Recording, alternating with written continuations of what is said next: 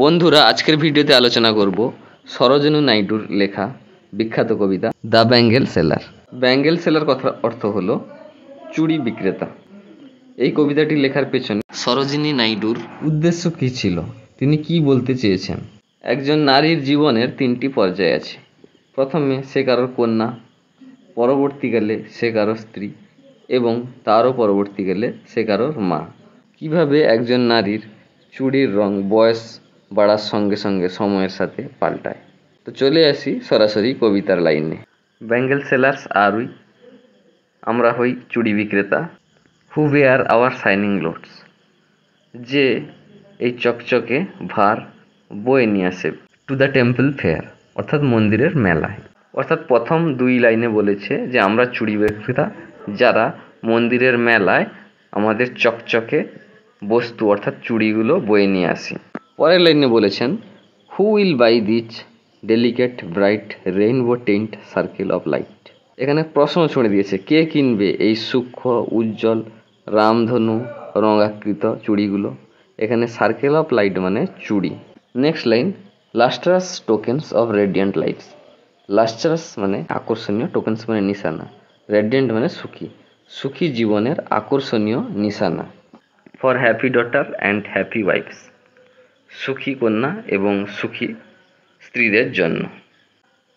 নিশ্চয়ই মানে বুঝতে পেরেছ। পরের স্ট্যাঞ্জার দিকে যাই। এই স্ট্যাঞ্জায় সরোজিনী নাইডু চুড়িগুলো সম্পর্কে বলেছেন। সাম আর meet for maidens wrist. Maiden মানে কুমারী মেয়ে, তাহলে কিছু দেখা যায় কুমারী মেয়েদের হাতের জন্য। রিস্ট মানে কবজি, এখানে হাত বললে শুনতে ভালো লাগবে। কিছু দেখা যায় কুমারী মেয়েদের হাতের কবজির জন্য। Silver and blue as the mountain mist. রূপলি এবং নীল পর্বতের কুয়াশার মতো। অর্থাৎ এই যে রূপলি আর নীল মিশ্র রঙটি পর্বতের কুয়াশার মতো দেখতে লাগে। পরের দুটো line, some are flushed like the birds that dream on the tranquil brow of a woodland stream. Flushed মানে লাল রঙের চকচক করা, তাহলে কিছু কুঁড়ির মতো লাল হয়ে চকচক করে। এই দুটো লাইনের কিছুটা অন্তর্নিহিত অর্থ আছে। যে ফুল কুঁড়ি, দ্যাট ড্রিম যেটা স্বপ্ন দেখে, সেটা ফুল প্রস্ফুটিত হওয়ার জন্য স্বপ্ন দেখে। একইভাবে কুমারী মেয়েরাও ফ্যামিলির সাপোর্ট পায়, সেখান থেকে আরও বড় হওয়ার স্বপ্ন দেখে। কোথায় স্বপ্ন দেখে? ট্রাঙ্কুইল ব্রো, ট্রাঙ্কুইল মানে শান্ত, শান্তিপূর্ণ। উডল্যান্ড স্ট্রিম অরণ্যের নদীর শান্তিপ্রিয় ভূমির উপর। ঠিক একইভাবে একটা কুমারী মেয়ে ফ্যামিলির সাপোর্ট পায়, ফ্যামিলির মধ্যে খুব সুখে শান্তিতে জীবন কাটায়। একইভাবে একটা কুঁড়ি প্রাকৃতিক পরিবেশে নদীর ধারে শান্ত ভূমিতে স্বপ্ন দেখে, ঠিক যেভাবে একটা কুমারী মেয়ে স্বপ্ন দেখে।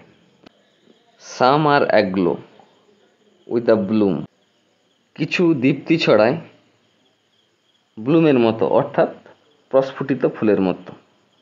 That clips to the limpid glory of newborn leaves. কেমন প্রস্ফুটিত ফুলের মতো? যেটা সদ্যজাত শাখার বাইরে এসেছে। Newborn leaves, limpid glory, limpid মানে সবে বেরিয়ে আসা, ক্লিপস মানে সিমিলার, একই। তাহলে আগের দুটো লাইনে ছিল কিছু চুড়ি আছে কুঁড়ির মতো, যেটা স্বপ্ন দেখে শান্তিপ্রিয় পরিবেশে। আবার কিছু চুড়ি আছে প্রস্ফুটিত হয়ে গেছে, কিন্তু খুব বেশি দেরি নয়, একটা সদ্যজাত পাতার মতো। Some are like fields of sunlit corn, অর্থাৎ সূর্যের আলো পড়ার পর শাকসবজি ক্ষেত্রে যেমন একটা আলোর চমক দেখা যায়, ঠিক সেভাবেই কিছু চুড়ি ওই আলোকরশ্মি পড়া সবজি ক্ষেত্রের মাঠের মতো। Meet for a bride on her bridal মন। আচ্ছা, এই চুড়িটা কিন্তু কুমারী মেয়েদের জন্য নয়, যে মেয়ের বিয়ে হবে। ব্রাইড মানে বধূ, বিবাহযোগ্য পাত্রী। তাহলে এই চুড়ি দেখা যায় কাদের জন্য? বিবাহের বধূর জন্য। কখন? অন হার ব্রাইডাল মন, যখন সে তার মা বাবাকে ছেড়ে চলে যাবে, সেই বিবাহের দুঃখের সময়। মন মানে দুঃখ, কান্না, সেই ছেড়ে যাওয়ার সময়ে। Some like the flame of her marriage fire, কিছু হয় তার বিবাহের আগুনের শিখার মতো। অর্থাৎ হিন্দু ধর্মে বিবাহ হলে পুরোহিত কাঠ জ্বালিয়ে আগুন জ্বালায়, তো সেই শিখার মতো তুলনা করেছেন এখানে। Or rich with the hue of her heart's desire, অর্থাৎ এই চুড়িগুলো তার হৃদয়ের যে কামনা থাকে, যে প্যাশন থাকে বিয়ের পর, তার জন্য সমৃদ্ধ। অর্থাৎ ওই চুড়িগুলো ওই অনুভূতির প্রতীক। Twinkling luminous tender and clear, এই চুড়িগুলো চকচকে, উজ্জ্বল, সূক্ষ্ম এবং পরিষ্কারও। Like her bridal laughter, bridal tear, অর্থাৎ বিবাহের হাসির মতো, আবার একই সময় বিবাহের কান্নার মতো। বিবাহের আনন্দ আবার পিতামাতার বাড়ি ছেড়ে যাওয়ার জন্য দুঃখ, সেটার মিশ্রণের ফলে যে অনুভূতি তারই মতো। তাই এখানে আছে ব্রাইডাল লাফটার হাসি অ্যান্ড ব্রাইডাল টিয়ার মানে অশ্রু। সাম আর purple and gold flecked grey, কিছু চুড়ি পার্পেল রঙের হয় এবং কিছু চুড়ি সোনালি অংশ বিশিষ্ট ধূসর রঙের হয়। For she who has journeyed through life mid day, তাহলে এই বেগুনি বা সোনালি ধূসর রঙের চুড়ি কারা পরে?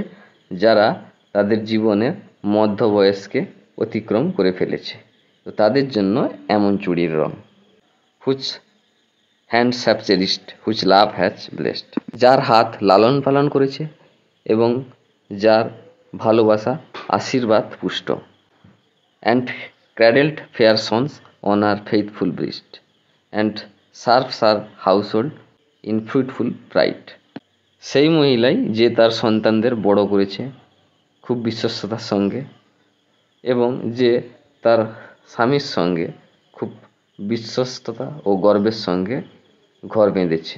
একজন নারীর জন্য মা হওয়া, স্বামীর সঙ্গে ঘর করা একটা গর্বের কাজ, তাই প্রাইড কথাটা এখানে ব্যবহৃত হয়েছে। এবং সে তার স্বামীর সাথে ভগবানের পূজাও করে, তাই নেক্সট লাইনে বলা আছে and worships the gods and her husband side, worship মানে পূজা করা। তাহলে এই কবিতার মাধ্যমে সরোজিনী নাইডু একজন নারীর বয়স বাড়ার সঙ্গে সঙ্গে সময়ের সাথে সাথে তার যে কাজকর্ম, জীবনের গতি প্রকৃতি পাল্টায়, সেটাকে তুলে ধরেছে এই চুড়ির মাধ্যমে। আশা করি কবিতাটা বুঝতে পেরেছ। থ্যাংক ইউ স্টুডেন্টস, দেখা হবে পরের কোনো ভিডিওতে।